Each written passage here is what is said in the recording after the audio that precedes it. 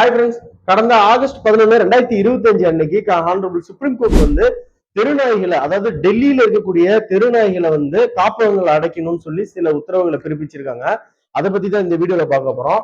அதை எதிர்த்து நேற்று வந்து 17 ஆகஸ்ட் 2025 சண்டே அன்னைக்கு வந்து சில விலங்குகள் நல அமைப்பினர் வந்து அதற்கு எதிராக சில போராட்டங்கள் நடத்தினாங்க.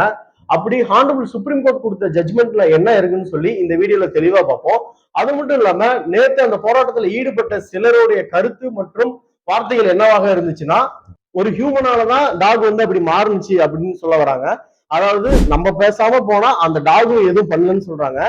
நான் இந்த வீடியோல சில வீடியோ கிளிப்ஸ், அதாவது தெருநாய்க்கடியால பாதிக்கப்பட்டவங்களோட வீடியோவை நான் இதோட இணைச்சிருக்கேன். ஸோ அதையும் நீங்க மறக்காம பாருங்க. அதெல்லாம் ஹானரபிள் சுப்ரீம் கோர்ட் இந்த கேஸ் எப்படி வருதுன்னு சொல்லி பார்ப்போம். அதாவது டைம்ஸ் ஆஃப் இந்தியால ஒரு ஆர்டிகல் பப்ளிஷ் ஆகுது. அந்த ஆர்டிகல் நேம் பாத்தீங்கன்னா city haunted by strays kids pay price. அதாவது நகரம் வந்து தெருநாய்களால வேட்டையாடப்படுகிறது, அதுக்கு குழந்தைகள் வந்து விலை கொடுக்குறாங்க அப்படிங்கிற மாதிரி ஒரு ஆர்டிகல். அந்த ஆர்டிகலை படிச்சு பார்த்துட்டு ஹானரபிள் சுப்ரீம் கோர்ட்டே தானாக முன் வந்து சூமோட்டோன்னு சொல்லுவோம், சூமோட்டோவை இந்த வழக்கை பதிவு பண்ணி வழக்கு விசாரணைக்கு எடுத்திருக்காங்க. அந்த ஆர்டிகல்ல என்ன இருக்குன்னா, அதாவது ஜட்ஜ்மெண்ட்ல சொல்லியிருக்க விஷயத்த நான் சொல்றேன்.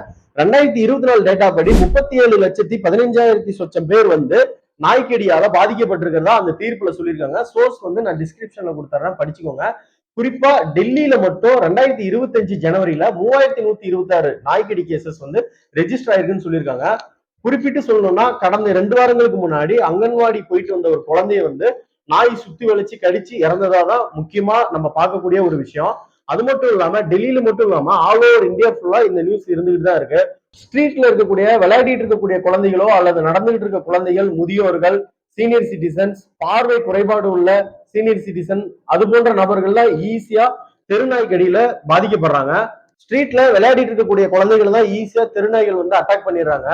இப்பதான் நம்ம மொபைலை விட்டு குழந்தைகளை வெளியே கொண்டு வரணும்னு நினைக்கிறோம். ஆனா குழந்தைகள் வெளியே வந்தாலே இது போன்ற விஷயங்கள் நடக்குதுன்னு சொல்லி பெற்றோர்கள் இப்ப ரீசெண்ட் டேஸா வந்து அச்சத்துல இருக்காங்க.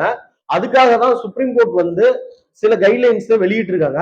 அது என்ன கைட்லைன்ஸ் நான் ஒன் பை ஒன்னா சொல்றேன். அது மட்டும் இல்லாம சில விலங்கு நல ஆர்வலர்கள் வந்து தெருநாய்களை தத்தெடுத்து வீட்டுக்கு கூட்டு போய் வளர்த்துருக்காங்க. ஆனா அங்கேயும் அவங்களோட செய்கைகளையும் அந்த தெருநாய் வந்து புரிஞ்சிக்காம அவங்களே அட்டாக் பண்ணிருக்கு. அதையும் ஜட்மெண்ட்ல சொல்லியிருக்காங்க. சில பேர் சொல்றாங்க தெருநாய்களை வந்து காப்பகத்தில் அடைக்க கூடாதுன்னு சொல்றாங்க விலங்கு நல ஆர்வலர்கள். ஆனா நம்ம வீட்டிலேயே செல்ல பிராணியான நாய்களை வந்து நம்ம கட்டி போட்டுதான் வளர்க்குறோம். வெளியே எங்கேயும் சுதந்திரமா நம்ம விடல. வாயில்லா ஜீவன் சொல்றோம், உண்மைதான். அதுக்கு என்ன தேவைன்னா அதனால கேட்டு பெற முடியாது. ஆனா வாயில்லாத ஜீவன் வாயாலதான் எவ்வளவு குழந்தைகள் இறந்துருக்காங்க. நேரத்தை தவற விட்டவனுக்கு தான் தெரியும் நேரத்தோட முக்கியத்துவம் என்னன்னு. அது போலதான் தெருநாய்க்கடியால பாதிக்கப்பட்ட ஒவ்வொரு குழந்தையோட பெற்றோர் இடத்துல இருந்து பார்த்தாதான் தெரியும் அதோட வலி என்னன்னு. இப்போ ஹானரபிள் சுப்ரீம் கோர்ட் கொடுத்த தீர்ப்புல உள்ள வழிமுறைகளை நான் ஒன்னொன்னா சொல்றேன். அதை முழுசா பார்த்துட்டு இந்த தீர்ப்பு வந்து நாய்களுக்கு எதிரானதா இல்ல ஆதரவானதான்னு சொல்லி நீங்க கமெண்ட்ல சொல்லுங்க. முதல்ல என்னன்னா, டெல்லி கேபிட்டல், டெல்லியில இருக்கக்கூடிய கார்பரேஷன், டெல்லியில இருக்கிற முனிசிபாலிட்டி, நொய்டா, குருகிராம், காசியாபாத், இது போன்ற இடங்கள்ல குறிப்பா தெருநாய்களால பாதிக்கப்படக்கூடிய இடங்கள்ல இருக்கக்கூடிய நாய்களை முதல்ல கூட்டு போகணும்னு சொல்லியிருக்காங்க. அது மட்டும் இல்லாம அந்த நாய்களை அழைத்து செல்வதற்கு அதிகாரிகள் வந்து தேவையான குழுக்களை ஏற்படுத்திக்கலாம்னு சொல்றாங்க. ரெண்டாவது விஷயம் என்னன்னா, முதல் விஷயம் வந்து எந்த டிலேவும் இல்லாம சீக்கிரம் நடக்கணும். ஒருவேளை அந்த நாயை அழைச்சிட்டு போகும்போது ஒரு தனிப்பட்ட நபரோ அல்லது குழுவோ யாராவது வந்து தடுத்தாங்கன்னா அவங்க மேலே ஆக்ஷன் எடுக்க சொல்லியிருக்காங்க. மூணாவது விஷயம் என்னன்னா, முதல்ல சொன்ன 2 விஷயங்களும் பொதுமக்கள் நலனுக்காகவும் குறிப்பிட்டு குழந்தைகள், முதியோர்கள் மற்றும் பார்வைத்திறன் குறைவாக உள்ள நபர்களுக்கும் தான் சொல்றாங்க. நாலாவது விஷயம் என்னன்னா, இந்த உத்தரவுகள் பிறப்பிக்கப்பட்ட 8 வாரங்களுக்குள்ளாக நாய்களுக்கு தங்குமிடம் ஏற்படுத்தி தரும்னு சொல்றாங்க. அஞ்சாவது விஷயம் என்னன்னா, தடுப்பூசி, குடற்புழு நீக்கம் மற்றும் கருத்தடை ஊசியை செலுத்தணும்னு சொல்லியிருக்காங்க. பணியாளர்களை நியமிக்கணும்னு சொல்லியிருக்காங்க. அதோட சிசிடிவி ஃபுட்டேஜ் மூலயமா அவங்களை கண்காணிக்கணும்னு சொல்லியிருக்காங்க. ஆறாவது விஷயம் என்னன்னா, அப்படி அடைக்கப்பட்ட நாய்களுக்கு வந்து எந்நேரமும் உணவு மற்றும் மருத்துவ பராமரிப்பு கொடுத்துக்கிட்டே இருக்கணும். அது மட்டும் இல்லாம அடைக்கப்பட்ட நாய்களை வந்து எந்த விதத்திலையும் துன்புறுத்தவே கூடாதுன்னு சொல்லியிருக்காங்க. அதுக்கு எனி டைம் 2 பணியாளர்களை அங்க இருந்துகிட்டே இருக்கணும்னு சொல்றாங்க. ஏழாவது விஷயம் என்னன்னா, அப்படி கொண்டு வரப்பட்ட நாய்கள் வந்து பலவீனமாகவோ அல்லது மிக முடியாத நிலையில இருந்ததுன்னா அவங்களுக்கு ஸ்பெஷல் அரேஞ்ச்மெண்ட்ஸ் கொடுத்துருக்கணும். அதோட இல்லாம அவங்கள செப்பரேட்டா முடிஞ்ச அளவுக்கு தனித்தனியா பிரிச்சு வச்சிருக்கணும்னு சொல்றாங்க. எட்டாவது விஷயம் என்னன்னா, இந்திய விலங்குகள் நல வாரியத்தின் மூலியமா கொடுக்கப்பட்ட நெறிமுறைகள் படி நம்ம நாய்களை தத்தெடுத்துக்கலாம். ஆனா தத்தெடுக்கப்பட்ட நாய்களை வந்து மீண்டும் தெருக்குள்ள விடக்கூடாது. 9வது விஷயம் என்னன்னா, 6 முதல் 8 வாரங்களுக்குள்ளார ஒரு 5000 நாய்களுக்கு தங்குமிடத்தை ஏற்படுத்தி தரணும்னு சொல்லியிருக்காங்க. 10 மற்றும் 11ல என்ன இருக்குன்னா, பிடிக்கப்பட்ட நாய்களோட எண்ணிக்கை தெளிவா இருக்கணும் மற்றும் மீண்டும் அந்த பப்ளிக் பிளேஸ்ல வெளியிடக்கூடாது.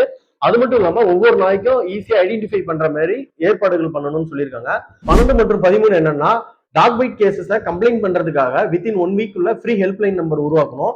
அப்படி அதுல கம்ப்ளைண்ட் ஏதாவது ரெஜிஸ்டர் ஆச்சுன்னா வித்தின் 4 ஹவர்ஸ்க்குள்ள அந்த நாயை வந்து செக்யூர் பண்ணிடணும்னு சொல்றாங்க. அது மட்டும் இல்லாம பிடிச்சிட்டு வந்த அனைத்து நாய்களுக்கும் விலங்கு பிறப்பு கட்டுப்பாட்டு விதிகள் 2023 படி அவங்களுக்கு கருத்தடை மற்றும் குடற்புழு நீக்கம் மற்றும் தடுப்பூசி வழங்கணும்னு சொல்லியிருக்காங்க. அடுத்ததா நாய்க்கடியால பாதிக்கப்பட்டவங்களுக்கு உடனடியா ட்ரீட்மெண்ட் கொடுக்க சொல்லியிருக்காங்க.